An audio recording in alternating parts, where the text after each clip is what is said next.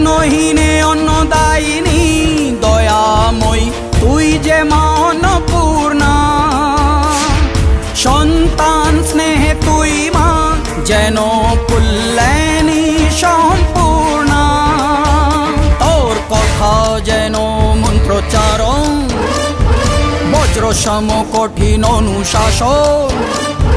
ধৈর্যের সর্বংসহা পৃথিবী, ধর্ম ও ন্যায়ের প্রতিচ্ছবি।